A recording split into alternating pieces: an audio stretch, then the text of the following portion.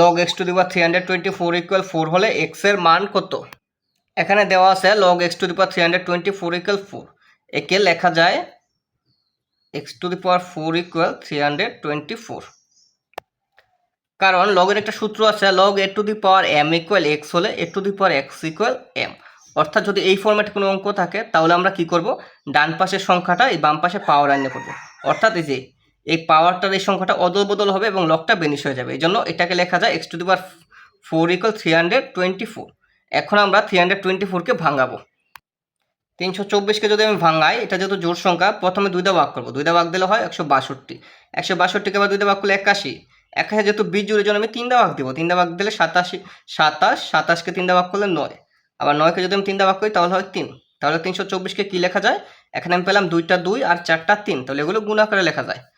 আবার এই 2কে লেখা যায় কি, রোট ওভার অফ 2টা 2 গুণ আকারে লেখা যায়। কারণ যে কোনো পূর্ণ সংখ্যাকে ওই সংখ্যার বর্গমূল যুক্ত 2টি সংখ্যার গুণফল রূপে লেখা যায়। যেন 2 সমান রোট 2 গুণ রোট 2, আবার এই 2 সমান রোট 2 গুণ রোট 2।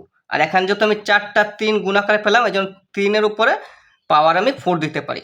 তাহলে এটাকে আমি লিখতে পারি, যেহেতু রোট 2 টোটাল 4টা পেলাম, তাহলে রোট 2-এর উপর পাওয়ার 4। একইভাবে এটার উপর 3-এর উপর পাওয়ার 4।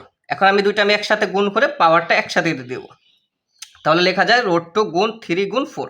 আবার এইটাকে যদি আমি একটু লিখি, এটাকে আমি এইভাবে লিখতে পারি, অর্থাৎ 3 রুট 2 আর এটা পাওয়ার উপর 4, পাওয়ার উপরে 4। তাহলে আমি 324 সমান পেলাম 3 রুট 2 টু দি পাওয়ার 4। তাহলে 324-এর পরিবর্তে আমি এটা লিখতে পারি। তাহলে এখানে এক্স টু দি পাওয়ার 4 সমান হবে 3 রুট টু দি পাওয়ার 4। আমার এখানে শুধু এক্স এর মানটা দরকার। এই পাশে পাওয়ার 4, এই পাশে পাওয়ার 4, তাহলে দুই পাশে পাওয়ার যদি আমি ভেনিশ করে দিই তাহলে এক্স সমান থাকে 3 রুট 2। তাহলে আমি এক্স এর মানটা কত পেয়ে গেলাম? 3 রুট 2। এখানে আমার এক্স এর মান বের করতে বলছে, তাহলে আমি এক্স এর মানটা কত পেলাম? 3 রুট 2। আশা করি সবাই বুঝতে পারছেন। যদি কারো বুঝতে অসুবিধা তাহলে কমেন্ট করে জানান। সবাইকে ধন্যবাদ।